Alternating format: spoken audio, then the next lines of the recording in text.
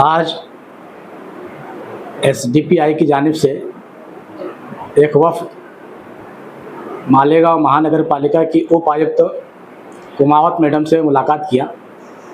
मुलाकात करने का हम लोगों का विषय था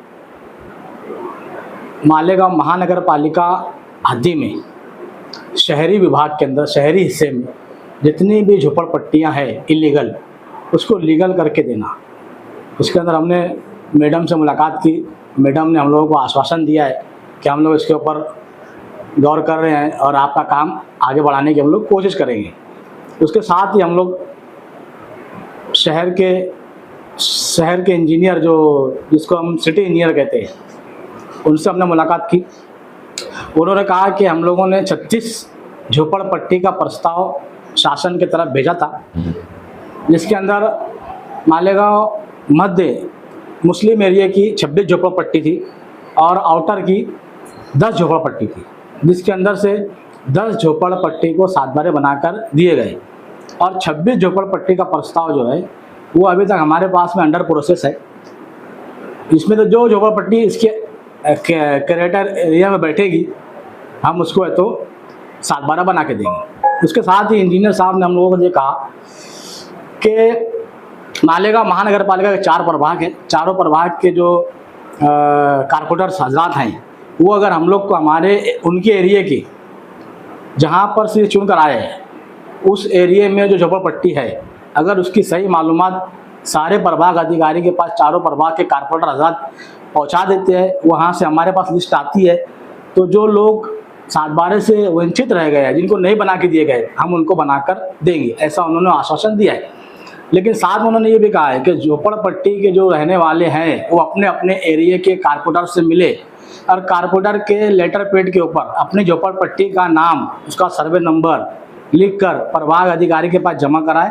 प्रभाग अधिकारी जो है वो प्रस्ताव कमिश्नर की तरफ भेजेगा, कमिश्नर कलेक्टर साहब की तरफ भेजेंगे और मीटिंग लेकर ऐसी सारी झोपड़पट्टियों को 7 बारह बना के दे जाएंगे। इस तरीके का हम लोगों ने आज कमिश्नर से और शहर इंजीनियर से मुलाकात की। इसके अंदर हम लोगों को ये चर्चा हम लोग उनसे हमारी हुई है।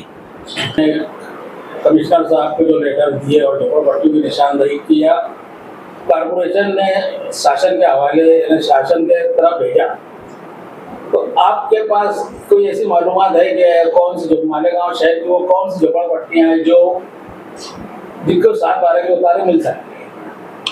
देखिए, हमने जब बात किया उनसे तो उन्होंने कहा कि शासन के नाम पर जो 7 बारह उतारा है, महाराष्ट्र शासन के नाम पर, और मालेगांव महानगर पालिका के नाम पे जो 7 बारह उतारे हैं, ऐसी झोपड़पट्टी को हम करके देंगे। जिसके अंदर सबसे पहले हमने किला झोपड़पट्टी के बारे में बात किया, क्योंकि किला झोपड़पट्टी जो है वो ऑलरेडी महाराष्ट्र शासन की है, कलेक्टर की है। तो हमने उनसे कहा कि ये प्रस्ताव जब तुमने 10 झोपड़पट्टी को 7 बारह दिया तो इस झोपड़पट्टी को क्यों छोड़ दिया? तो उनका कहना है कि हो सकता है हमसे गलती हो गई है, लेकिन अगर आप ये प्रस्ताव वहाँ के कारपोरेटर अगर ये प्रस्ताव हमारे पास जमा कराते हैं तो हम उसके ऊपर गौर करेंगे, उसका काम करके 7 बारह बना के देने का काम हम करेंगे। इस तरह का आश्वासन उन्होंने दिया है।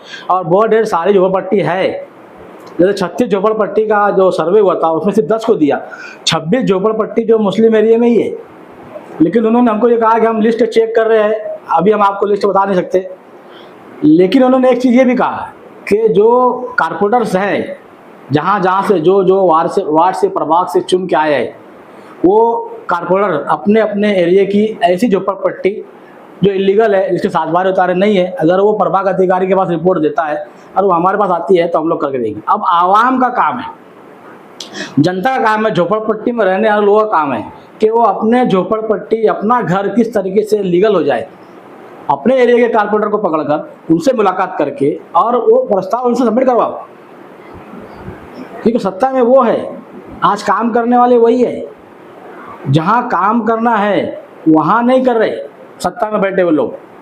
11,000 कॉलोनी का कल सर्वे किया, वहाँ गए, फोटोबाजी हुई, जबकि झोपड़पट्टी किला झोपड़पट्टी को वहाँ से हटाने के लिए उन्होंने रिपेयरिंग के नाम पे 11,000 कॉलोनी में बिल्डिंग रिपेयरिंग के नाम पे 2 करोड़ रुपए का बजट पास हुआ।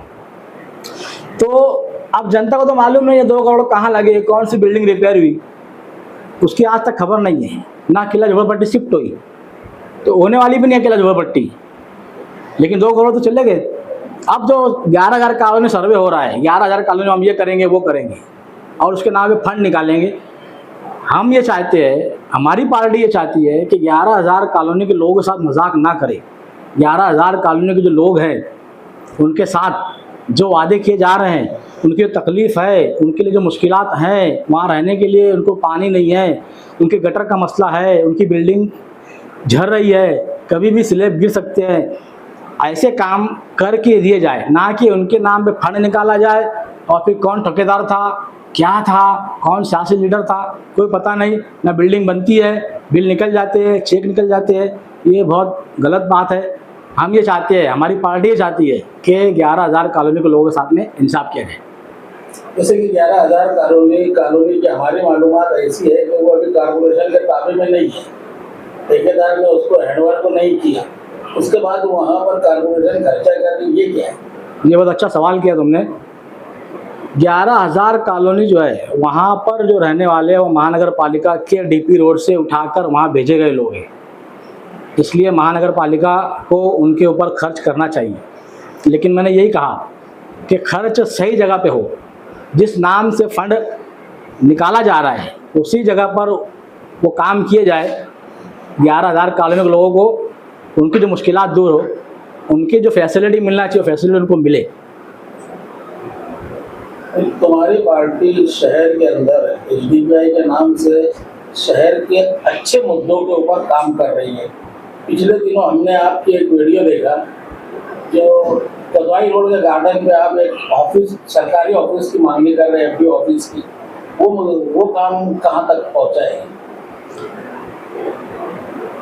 किदवाई रोड के ऊपर जो कलेक्टर साहब की जो ज़मीन है 2 एकड़ 15 गुंठे, उसके ऊपर हमने सरकारी ऑफिसेस, तहसीलदार ऑफिस, सिटी सर्वे ऑफिस और FDO ऑफिस, शहर तलाटी ऑफिस, इस तरीके की ऑफिस की मांगनी हमने कलेक्टर से और खासदार साहबा से किया था। वो प्रस्ताव कलेक्टर साहब ने हमको आश्वासन दिया है कि वो ज़मीन जो है हम वहाँ पर तुमको तहसील ऑफिस, जितनी भी सरकारी ऑफिसेस की ज़रूरत है शहर के लोगों के लिए, उतनी हम मुहैया करा के देंगे। इस तरह का उन्होंने वादा किया है और वो प्रस्ताव हमने सबमिट किया कलेक्टर ऑफिस में जाके, उसके ऊपर कार्रवाई चल रही है।